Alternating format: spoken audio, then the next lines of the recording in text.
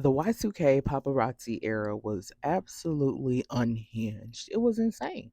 For me, mommy, I'm just trying to get you in my room and see that big bada bing, bada boom. Mommy, shake it Well, like you can. paparazzi weren't just freelancers. They were working under photo agencies like X17, INF, Splash News, Big Pictures. They literally had stock libraries of celebrities' pain. It was a crazy time. So imagine there's no Instagram, there's no Facebook, there's no TikTok, there's no Reels, there's no stories. Didn't have a method of keeping up with celebrities outside of print, magazines, and tabloids.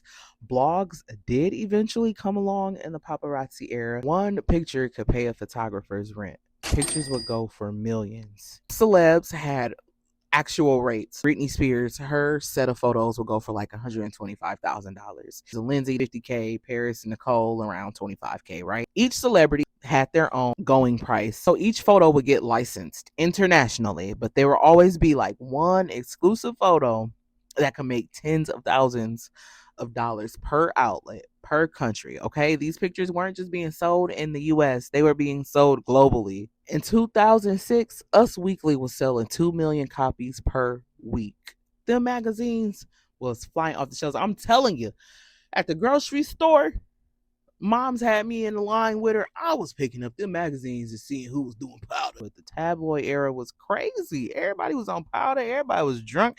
Everybody was going to the club with their panties off. We were intrigued. Photographers would basically create traps to provoke celebrities so they can get these pictures because it would be worth hundreds of thousands, almost millions of dollars.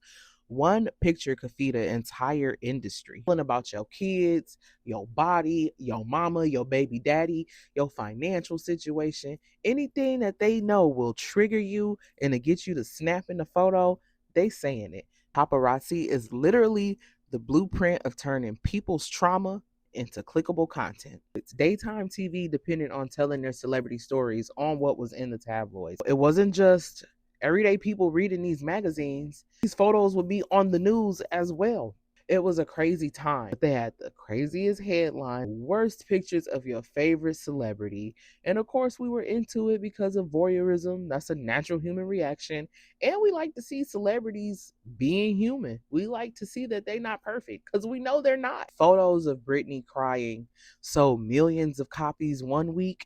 What do you think the paparazzi was sent out to get the next week? White fragility was super marketable. It was the good girl gone bad trope, a cry for help. You were a black woman, your humanity got edited out, and your struggle got turned basically into a warning label. You were basically a warning for morality fracture. Whitney Houston brilliance got reduced to punchline. Don't even need to go over what happened with Janet and Justin. Okay. She was the victim. She didn't pull her top off. Justin Timberlake did. Serena Williams, every photo they took of her that was in the tabloids was a spectacle of her body, her femininity, her sportsmanship. It was always a spectacle and a mockery of black celebrities in that era. I have like this theory of basically the four faces of the creation of the attention economy. Industries realized how much of celebrities' personal life was interesting and how lucrative it was. Everyday people were obsessed. We were really getting a view of what celebrity life was like. This was the first time we ever got this deep into celebrity life. So it was extremely invasive. The blueprint of this attention economy, I will say, is Michael Jackson. He's my first face. He's the blueprint. Michael Jackson was surveilled since his childhood. His body became a plot twist to monetize. They came up with crazy nicknames for him in the tabloids. And he was literally the blueprint of provoke, photograph, profit. By the time he held and dangled blanket over that balcony, he had done had enough. They had done provoked him to the max. Like, damn, y'all want a picture? Here. And that was the situation a lot with the paparazzi. They will get these celebrities so triggered and basically backed into a corner where they had no choice but to react irrationally. And your moment of vulnerability and agitation went for millions of dollars.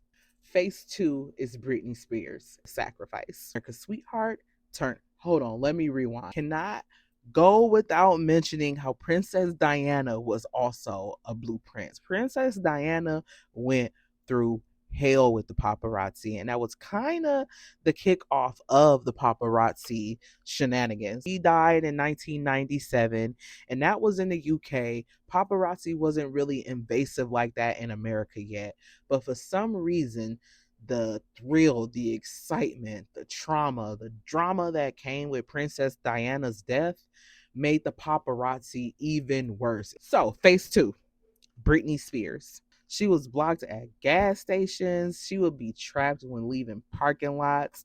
They would be blocking her when she's trying to walk into a restaurant. I'll never forget, she almost dropped her baby trying to go out to eat because the paparazzi was on her that bad. And then when she got in the restaurant and tried to have dinner with her baby, they was still in her face.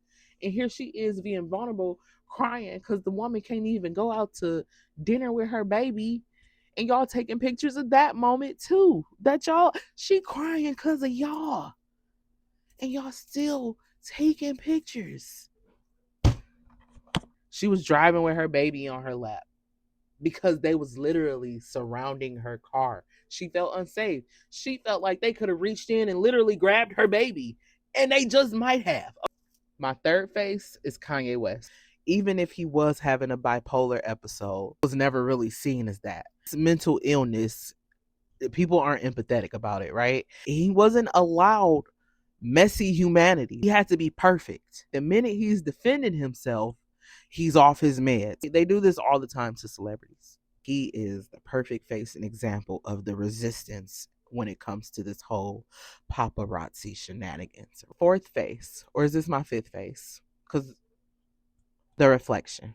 Lindsay Lohan was young, chaotic, white, profitable, beautiful, right, rich.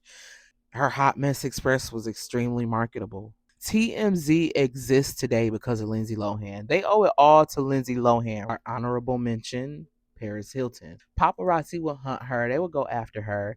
But she also helped invent the staged shot, right? Wink at the camera. And, they was basically teaching the machine how to eat. And then it still ate them up. When stuff was getting too crazy with Paris, they didn't give a damn.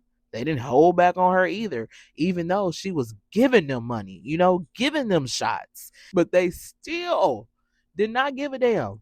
Okay, when they saw that you were young, rich, hot, and vulnerable, baby, they was taking that picture. That was money in their hand. I don't think y'all understand what type of money photographers were making in the paparazzi era. Okay, one good picture could pay their rent for months. By 2007, 2009, it was like, okay, y'all are doing too much. The whole Leave Britney Alone era that started off from on as a meme, but eventually it became a movement because it was like, you know what? Yeah, leave Britney alone. Like, y'all are so crazy with this celebrity chase.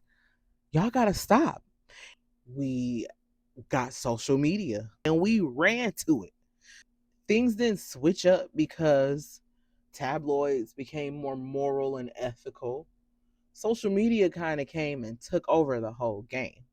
Celebs still tip off paparazzi. Influencers, they love a caught off guard. So it kind of turned into, if you can't beat the camera, make it your co-star. Attach a brand deal to it while you at it. Juicy Couture was real good for brand deals. They created the brand deal. They sent a suit to Madonna, right? Madonna went grocery shopping in her Juicy Couture suit, got photographed by the paparazzi. After that, they was on every single celebrity you could see, right? They were known for sending the hot girls, the it girls, okay, the Hollywood baddies, send them comfy, running your errand clothes. They knew that paparazzi was on the chase for these celebrities while they going to get coffee, while they running, their little errands. So they knew to send them comfortable clothes because that's when the paparazzi be looking for them, right? They're not just looking for them on the red carpets. They're trying to catch them in the grocery store. They're trying to catch them at the barbershop, right? Trying to catch them at the gas station. So now everybody is paparazzi. Okay, the job got crowdsourced. There used to be a time where you saw a celebrity, you didn't have nothing but a story, right? But then came along phones with cameras on them. You got to be in the right place at the right time and snap a pic of a celebrity. Boom. You the paparazzi. I do want to talk about how the paparazzi aesthetic definitely is influencing photography, social media photography today. So like that gritty, overexposed, flash in the face 2000s look, heavy, heavy, heavy on photo aesthetic these days. Aesthetic that like the Balenciaga ads do, the Y2K nostalgia shots, the influencer content, the off guards, the staged walking through the city looks. That's all paparazzi inspired, right? That all came from that era. It's kind of crazy how that era set the tone for a lot of what we consume to this day. It's just on social media now. I'm Lily. Thank you for tuning into Millennial History.